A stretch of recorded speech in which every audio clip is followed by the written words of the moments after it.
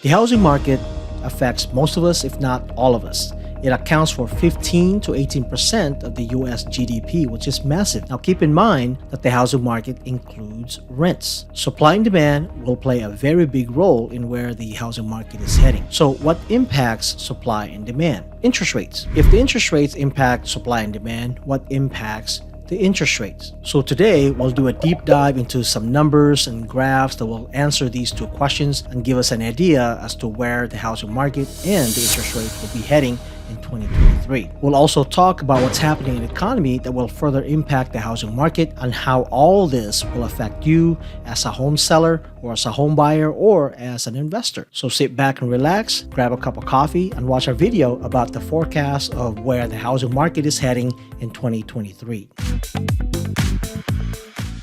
As I mentioned above, housing accounts for 15 to 18% of the US GDP, which is massive. We've had an incredible increase in home prices in the last couple of years, though it went down just a little bit in the second half of 2022. However, look at this graph from Realtor.com where they track these numbers weekly. The median home price has actually increased by 9.65% year over year. Supply and demand will play a very big role in where the housing market will be heading in 2023. Impacting demand will be interest rates and where it will go. We were in the low to mid 3%, which drove the demand up. Then as inflation went up, so did the mortgage rate, which hit 5% in the late April 2022 and drove the demand down. The mortgage rate then hit 7% in late October 2022 and drove the demand further down. What happened during this time? What caused the interest rate to go up even more? Well, let's take a look at these two graphs. Notice that the mortgage rates typically follow the inflation rate. The inflation rate goes up, then bam, the mortgage rates follow along. Then look at this section. What happened here? The inflation rate went up, but the mortgage rate stayed low. What happened was the Fed bought mortgage-backed securities to keep the mortgage rates down. They did this between March 15th, 2020 through September 15th, 2022. This is called quantitative easing. The Fed does this to help stimulate the economy. Because inflation was rising, meaning everything was more expensive, the banks had to keep up and started raising rates. The Fed also realized that the lower mortgage rates were not going to keep inflation down, so they stopped buying mortgage-backed securities. When the Fed did this in September of 2022, look what happened to the mortgage rates. It started to do its normal thing, which was to follow the inflation rate.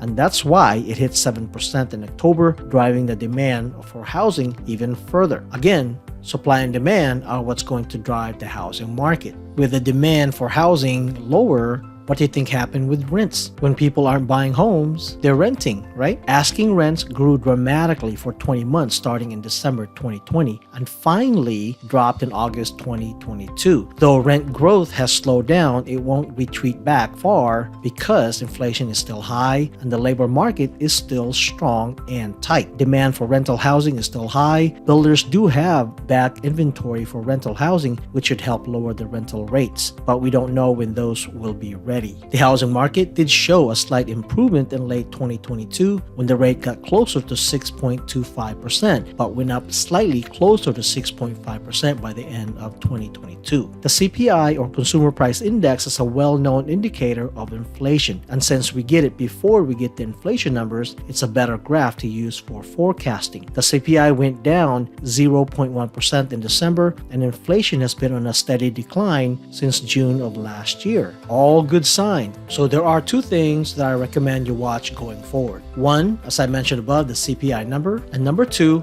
let me refer back to this article. In this article in Market Watch, they say to watch the bond market instead of the Fed because the bond market says where the interest rate should be and the Fed says another. So based on this article, let's look at the inverted yield curve, which is the second thing that I want you to keep an eye on moving forward. The inverted yield curve is the relationship between the 10-year Treasury and the 3-month Treasury. The 10-year Treasury is supposed to be higher than the 3-month Treasury. So when the 3-month Treasury is higher than the 10-year Treasury, then you have an inverted yield curve. And looking at this graph of the 10-year Treasury versus the 3-month Treasury, notice that each time the 3-month Treasury was higher than the 10-year Treasury, it was followed by a recession. Now look at where the 3-month Treasury Treasuries now. It is way above the 10-year Treasury. Is a recession coming? Well, based on this graph, it looks like it's coming around the corner. Keep in mind that these graphs and the GDP are lagging indicators, which means that once you see the numbers show that we are in a recession, the recession may have already been underway. A recession means everything is less expensive, therefore mortgage rates will be lower. The price of homes may not go down as much because, though the number of homes for sale is increasing, we have less than 3 months of housing supply, which is still considered a shortage of housing inventory. The good thing is, these homes are staying on the market longer and many sellers are giving favorable terms to the buyers. This doesn't necessarily mean a lower price, but it could mean assistance towards buyers' closing costs and or towards buying the rate down. A win-win for both parties. Before we move on, let me just get this out of the way. If you like and appreciate videos like this, which takes a long time to put together and research, it would mean so much to me if you go ahead and hit that like button. And if you haven't already, go ahead and subscribe. And more importantly, make sure you click on that bell, because that bell is what gives you a notification each time that we upload a new video. I know it's annoying and silly, but you would be helping out this channel so we can make more videos like this, as well as vlog tours of neighborhoods and of course tips and advice for home buyers and home sellers.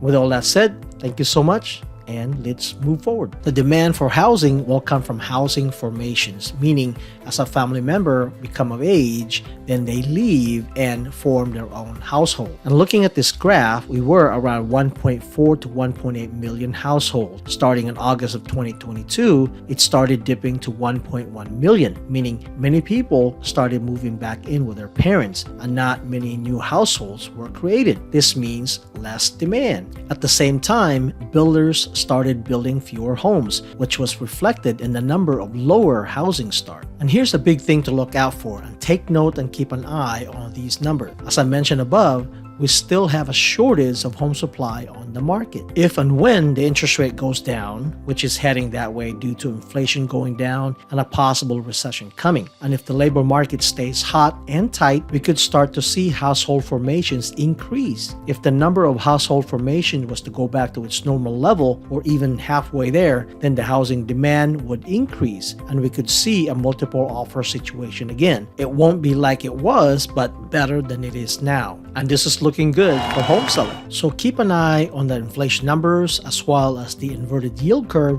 to see if we are in a recession or not. If we see the mortgage rates come down, say below 6%, then watch out. We'll see the number of mortgage applications go up, more homes will go pending, which ultimately more homes will be sold, which also means home prices will steadily go up. This is significant. Right now, home buyers don't have a lot of competition, but this could change very quickly. You could argue that the housing market is crashing, but I think this is hardly the case. The housing inventory is still low, and some sellers are starting to pull their homes off of the market. The labor market is still hot and tight, so it's keeping the market from crashing. Yes, we did have a correction that affected prices of homes in the high-price areas to go down by as much as 20%, but overall, the median home prices are 9.65% higher than a year ago. Some analysts, however, are predicting a 5% decline this year and a 12% overall decline from the peak.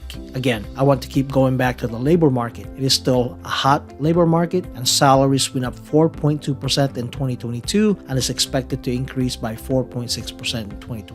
Couple this with the inflation coming down, which means everything will be less expensive, including mortgage rates. While rent is high and increasing, there could be a slight increase in home sales in 2023 since affordability might increase a bit. An increase in activity and home sales may not be for all the areas, but it should be for most of the areas. With a likely recession coming, mortgage rates are sure to follow, like it was historically, unless the Fed intervenes. These are good signs if you're a home buyer, especially if the home you find has been on the market a long time. You could get the home at a lower price, plus have the seller assist you with the closing costs and or buying your rate down. If you're a home seller, watch what happens with the mortgage rates as well as the number of homes in the market by keeping an eye on the graphs above. We already have a low inventory of homes on the market historically, and if the labor market stays hot and the interest rates come down, you could see an uptick in activity and possibly multiple offer situations again, but not like how it was before. Time will tell, but keep an eye on these numbers and plan accordingly. And if you want to know how to get ready to buy a home in 2023,